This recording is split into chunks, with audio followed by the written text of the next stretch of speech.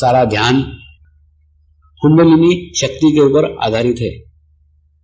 कुंडलिनी शक्ति एक स्त्री शक्ति है और स्त्री शक्ति का आदर किए बिना, स्त्री शक्ति का रिस्पेक्ट किए बिना इसमें से मार्ग निकल ही नहीं सकता। गुरु कृपा में सहस्त्रार तक पहुंचा जा सकता है, सहस्त्रार तक पहुंच सकते हो, लेकिन सहस्त्रार पे ठहर नहीं सकते, रुक नहीं सकते। सहस्त्रार में आप तभी ठहर सकते हो जब आपके भीतर और बाहर एक सी दशा हो, आपके अंदर और बाहर एक ही विचार हो, एक ही तालमेल हो। आप भीतर से स्त्री शक्ति की आराधना कर रहे हैं और बाहर भी स्त्री शक्ति को आदर दे रहे हैं, रिस्पेक्ट दे रहे हैं। बाहर भी वही है, ये अंदर है, अंदर अलग है बाहर अलग है, ऐसा नहीं। आपके सेंटर की साधिकाओं के साथ आपके संबंध अच्छे होने चाहिए। आपके घर में आपके पत्नी के साथ आपके संबंध अच्छे होने चाहिए। पत्नी आपके जीवन में जितनी साधक है उतनी ही बाधक है। उसका एक विचार आपको पूर्णता से गिरा सकता है। आगे की बात करता हूं। आज सवेरे से मैं बहुत थकान महसूस कर रहा था। लगातार राजकोट का शिविर करके कल भी एक कार्यक्रम दिया, बीच में कोई आराम नहीं, बहुत थका हुआ था। गुरु मां से 5 मिनट मैंने बात की और 5 मिनट बात करने के बाद में बैलेंस हो गया, संतुलित हो गया, थकान पूर्णतः दूर हो गई और दूर होने के बाद में संतुलित होकर यहां पे आया हूं। तो आज का शिविर गुरु मां के नाम पे है। जब ध्यान किया, जब मेडिटेशंस किया, तो अपने घर के स्त्री को शक्ति मानना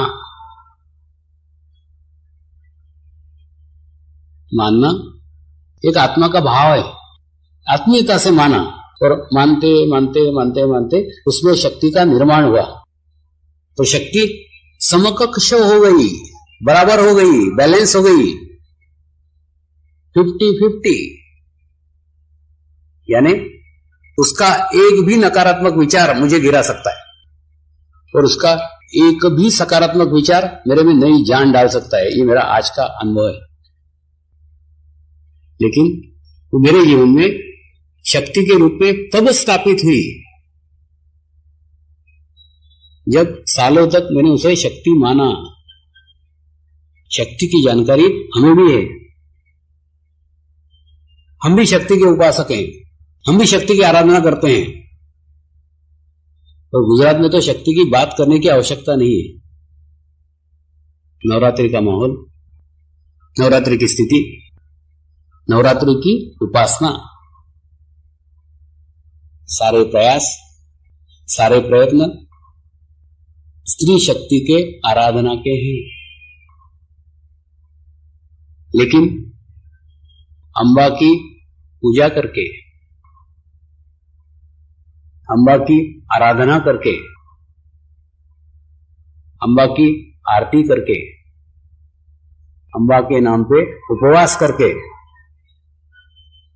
काम न चलेगा। अंबा को अंबा मानना पड़ेगा। एक अंबा आपके घर में भी बैठी हुई है। जब तक घर की अंबा खुश नहीं है, घर की अंबा प्रसन्न नहीं है, घर की अंबा सकारात्मक नहीं है, अंबा का पूजन कोई मायना नहीं रखता। अंबा की उपासना कोई मायने नहीं रखती। इसलिए आवश्यक है आपका दृष्टिकोण भीतर और बाहर समकक्ष होना चाहिए, एक जैसा होना चाहिए। भीतर भी आराधना कर रहे हैं, स्त्री शक्ति की आराधना ध्यान में भीतर कर रहे हैं और स्त्री शक्ति की आराधना बाहर भी व्यवहार में भी कर रहे हैं। भीतर जो महसूस करते हैं और बाहर जो व्यवहार करते हैं, इन दोनों में सामंजस्य होना चाहिए, समानता होनी चाहिए, एक जैसी होनी चाहिए। अन्यथा भीतर की उपासना नाटकीयता है, संपूर्ण नहीं है, पूर्ण नहीं है। तो साधक थोड़ा विचार करें। हम इतने साल से ध्यान कर रहे हैं, इतने दिनों से नियमित ध्यान कर रहे हैं, इतने दिनों से नियमित सेंटर पे जा रहे हैं, ये सब कुछ करने के बाद स्वामी जी की प्रगति हो रही है, पंथ की प्रगति हो रही है, नए से नए देश जुड़ रहे हैं, नया से नया कार्य घटित हो रहा है। मेरा क्यों नहीं हो रहा है? मेरे अंदर क्या कमी है? कहां मैं चूक रहा हूं? कहां गलती हो रही है? ध्यान तो रोज लगता है, सहस्त्रार तक पहुंचता हूं, सहस्त्रार की अनुभूति रोज मुझे होती है, और सहस्त्रार तक पहुंचने के बाद भी सहस्त्रार पे चित्त नहीं रख पाता।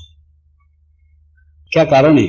कारण एक ही है कि भीतर और बाहर में अंतर है। इसलिए जीवन में जो भीतर है वो आपके व्यवहार में बाहर प्रकट होना चाहिए, प्रकटीकरण भी वही होना चाहिए।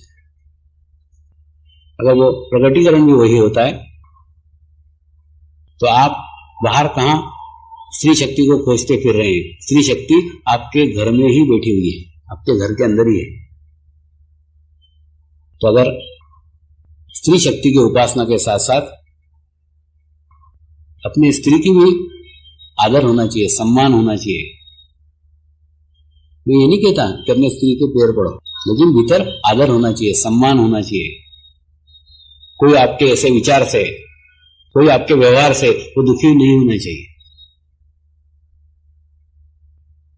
ध्यान के बारे में सालों से बड़ी गलत गलत मान्यताएं हैं, ध्यान के बारे में बड़े गलत गलत विचार हैं।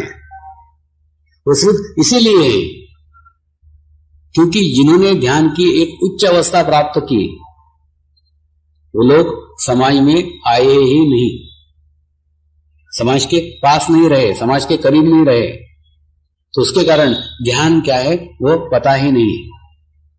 तो कल्पना किया कि ध्यान यानी सब कुछ छोड़ करके जंगल में भाग जाना, पत्नी छोड़ना, बच्चे छोड़ना, संसार छोड़ना, यानी ध्यान करना। ये ध्यान का अर्थ लगाया गया।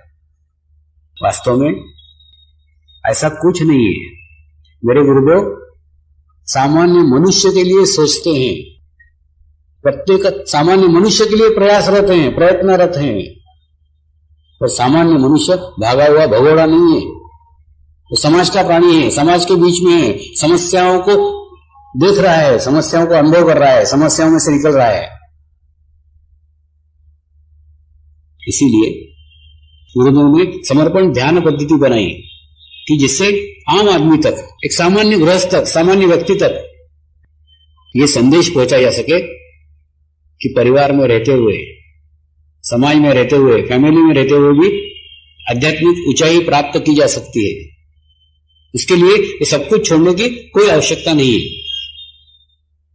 हाँ, कुछ लोग ऐसे हैं, कई महान विभूतियां ऐसी हैं जिन्होंने परिवार को त्याग कर करके, समाज को त्याग कर करके, जंगल में जाकर के अपनी स्वयं की एक आध्यात्मिक स्थिति बनाई, एक आध्यात्मिक अवस्था बनाई।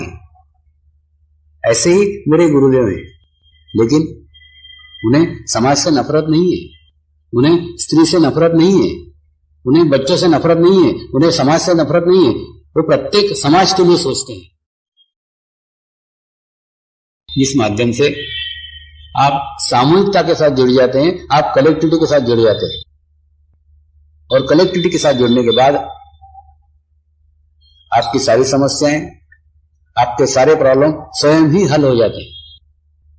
उसको छोटे से एक उदाहरण से मैं आपको समझाता हूं। जैसे एक गिलास का पानी है, एक गिलास के पानी में अगर आप एक चम्मच काली शाही डाल दें तो एक चम्मच काली शाही पूर्ण गिलास के पानी को काला कर देगी। काली शाही कभी गोरी नहीं हो सकती, काली शाही कभी सफेद नहीं हो सकती। काली शाही का गुणधर्म है वो काली ही रहेगी। तो एक चम्मच काली शाही पूर्ण गिलास को काला कर देगी। लेकिन वही एक चम्मच शाही आप गंगा नदी में डालो तो वो कहां एक चम्मच गई पता भी नहीं चलेगा। ठीक उसी प्रकार से आप सोचते हो मेरी समस्याएं, आप सोचते हो मेरी बीमारियां हैं, आप सोचते हो मेरे प्रॉब्लम है, तो आप ग्लास का पानी हो। तो एक छोटी सी समस्या, एक छोटा सा प्रॉब्लम, एक छोटी सी बीमारी आपके जीवन को पूर्ण काला कर देती है। लेकिन अगर आप ग्लास के पानी से गंगा नदी का पानी बन जाओ, आप सामूहिकता में जुड़ जाओ, आप कलेक्टिविटी में जुड़ जाओ, आपका अस्तित्व लाखों लोगों के साथ मर्ज हो जाए। आप शरीर से तो अकेले हैं, चित्त से लाखों लोगों की सामूहिक शक्ति आपके साथ में है। ऐसे सामूहिकता में जब आप जाते हो तो आपकी समस्याएं, आपके प्रॉब्लम, आपकी बीमारियां सर्वस्व समाप्त हो जाता है। ये हजारों लाखों साधुओं का खुद का अनुभव है। अभी हाल ही में एक गंडवी नाम का सेंटर है, तो सेंटर के आचार्य एक्साइज के इंस्पेक्टर थे, वो मुझे मिलने के लिए आए। स्वामी जी, मेरा प्रमोशन हिम्मतनगर हो गया है और इतना बड़ा प्रमोशन मिला है जितना मैं मेरे जीवन में बुढ़ा होकर मर जाता ना तो भी नहीं मिलता। चमत्कार हो गया। मैंने कहा बेटे चमत्कार कुछ नहीं है, तू मांगेगा तो 2 हाथ से, गुरु देगा तो लाख हाथ से। वो जो दे सकता है वो तो सोच भी नहीं सकता। लेकिन मांगते समय अपनी मांग मत रखिए। आप मत कहिए ये होना चाहिए, वो कुछ मत बोलिए। आप एक ही कहिए, गुरुदेव आपके इच्छा अनुसार हो, जैसे आपकी इच्छा है वैसा हो, ये होना चाहिए, ये नहीं होना चाहिए। अपनी बुद्धि मत लगाओ। अरे बाबा, सामने वाला चॉकलेट का डब्बा देने को बैठा है, काहे एक एक चॉकलेट मांग रहे हो? मांगो तो कुछ ऐसा मांगो ये समग्र प्राप्त कर लो, संपूर्ण प्राप्त कर लो। वो प्राप्त करने के बाद कुछ मांगने के लिए रह नहीं जाए। जीवन तो सदगुरु का सानिध्य बड़ा दुर्लभ है। कई बार मैं सोचता हूं, एक व्यक्ति ने रामकृष्ण मिशन में पूरी जिंदगी व्यतीत कर दी, पूरा जीवन व्यतीत कर दिया, और एक व्यक्ति ने रामकृष्ण परमहंस के साथ एक क्षण व्यतीत किया, वो उससे श्रेष्ठ है। ठीक उसी प्रकार से आपके धन्य भाग से, आपके पुण्यों से आपके जीवन में किसी जीवंत गुरु का आगमन हो और उस जीवंत गुरु को आप पहचान सके, जान सके, मान सके, और मानने के बाद उसके मार्ग पे चल सके, इससे अधिक जीवन में कुछ नहीं है। वो सकारात्मक एनर्जी का स्रोत है, सकारात्मक एनर्जी का भंडार है। आपके जीवन में कभी किसी चीज की कोई कमी पड़ ही नहीं सकती। लेकिन आवश्यकता है जुड़ने की, आवश्यकता है संबंध स्थापित करने की, और स्थापित करने के बाद सारी खोज समाप्त हो जाती है। मेरे गुरुदेव के सानिध्य में आने के बाद, मेरे गुरुदेव की अनुभूति प्राप्त करने के बाद जीवन में बाकी कुछ रह ही नहीं गया। सर्वस्व प्राप्त कर लिया। अनुभूति हुई, मैंने परमात्मा को प्राप्त कर लिया, परमेश्वर को प्राप्त कर लिया, परमात्मा मुझे मिल गया, परमात्मा मिल गया। ये संतुष्टि आध्यात्मिक प्रगति की शुरुआत करती है। जब तक आप परमात्मा को खोज रहे हो, जब तक आप परमेश्वर को ढूंढ रहे हो, अतृप्त हो, रास्ते में हो, पहुंचे नहीं हो, आपके जीवन में भी किसी जीवंत सदगुरु के माध्यम का सामना हो और उसके सानिध्य में आप भी परमात्मा की प्राप्ति करो और जीवन में सब कुछ प्राप्त कर लिया, ऐसा पूर्णता का एहसास आपके जीवन में हो। इसी शुभ इच्छा के साथ नमस्कार।